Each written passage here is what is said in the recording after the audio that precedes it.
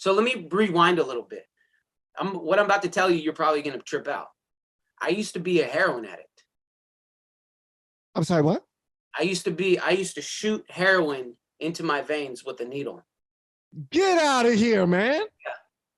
Yeah. And so when I was like a junior in high school, you know, I used to play, I was the quarterback.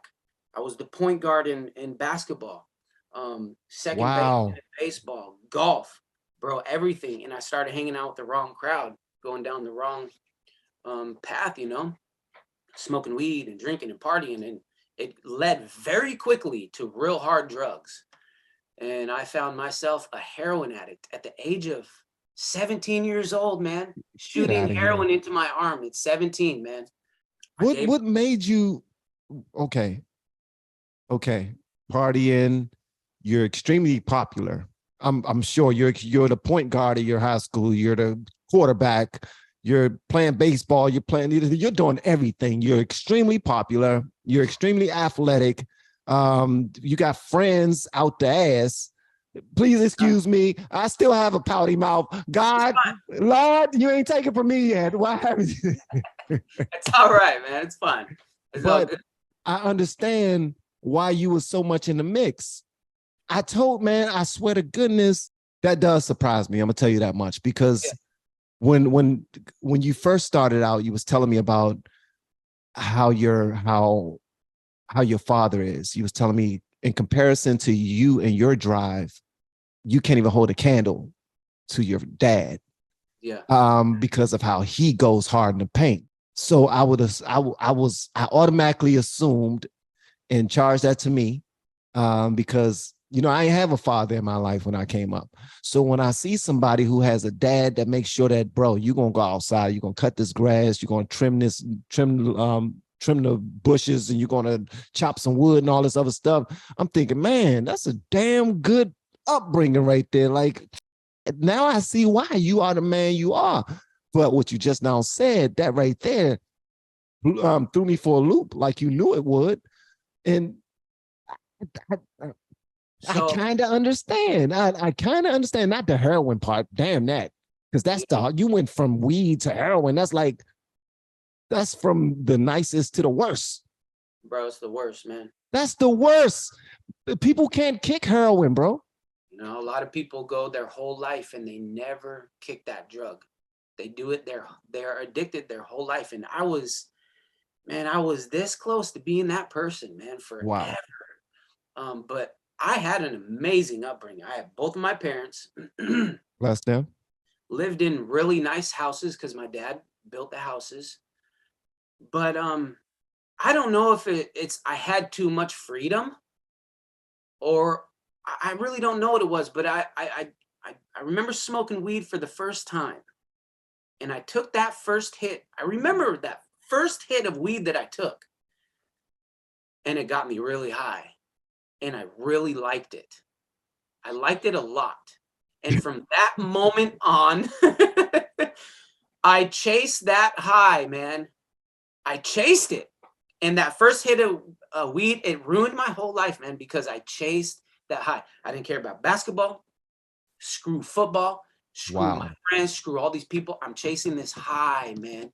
Wow. And I live on I-5, and Canada's like 10 miles that way. So the drugs come from Canada down all the way to California, or from Mexico all the way up I-5. I-5 is right here. So the drugs come here, man. So we had a lot of heroin in this place. And when it was introduced to me, I said, I ain't never doing that stuff. You crazy? That's crazy. But you ended up doing it.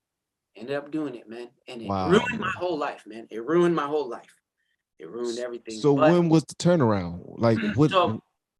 So I was just robbing, stealing, manipulating. Get out of here, really? Yeah. Guns, drugs, selling drugs, robbing drug dealers, just doing stupid stuff that was just really dumb.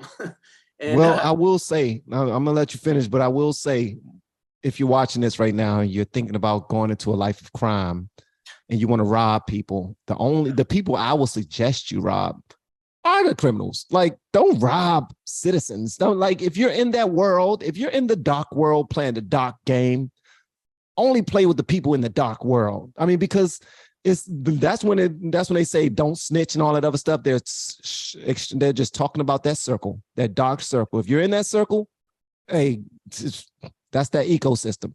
So I get that part. All right, go ahead, my man. So I was just homeless, bro. Homeless, had nowhere to Get stay. out of here. Yeah, homeless, living in my van when I was like 17, 18 years old, kicked out of school, kicked out of basketball, kicked out of sports, kicked out of everything, man. Everything. My whole life went from boo all the way down to I'm at the bottom of the barrel, scraping the bottom of the barrel, bro. Wow. And guess what? Nobody told me that heroin was addictive. See, I'm 17 years old, bro. If you look at pictures when I was 17, bro, I look like a little boy. A little boy. I didn't know anything about this stuff. Nobody told me it was addictive. So I started doing it. And after a week, I don't have it. I feel weird. And I didn't know that this was going to happen, but I wanted that drug bad. I was addicted, bro. I got addicted, man. Wow. So it went about like 2-3 years. I finally gave up. I gave my life to God. I moved to Seattle. And I went to this men's home called Victory Outreach. And in this men's home, they're involved in this church, and we go to church every Friday night and Sunday morning and Sunday night. And so we go to church on a Friday night. I'm brand new. I'm in this thing. It's a culture shock to me. I'm in here. It's an inner city type of environment. So we go to church, and on Friday night they have special music because it's kind of like a laid back, kind of like a casual type of service. So they have special music. Oh, we're bringing this guy up to do special music. The lights go off and the bass hits.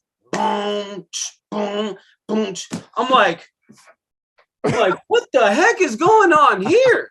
What kind of church is this? I didn't know that Christian hip hop. Yeah, this is lit. The lights start going and the bass is like boom, and they start coming out and they're like rapping about God.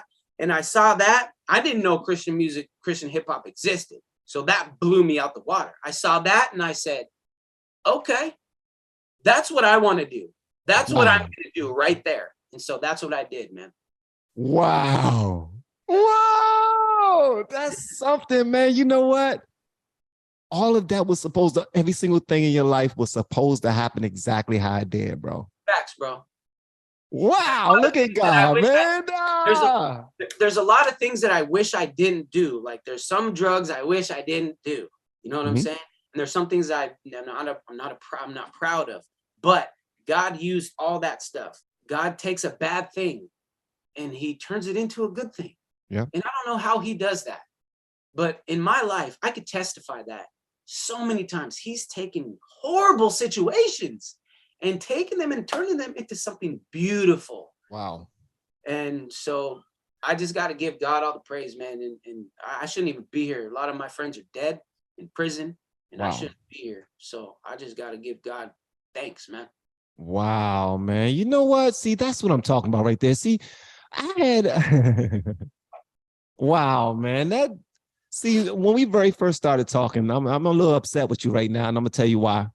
It's because I don't like talking. I don't like sitting across from men who make me feel lazy. I don't like sitting across from men or women who make me feel like I need to step my game up. Why? Because once I realize that, I got to do the work. And I'm with you 1000% because the music ministry in church actually helped change my life as well. So I got you on that.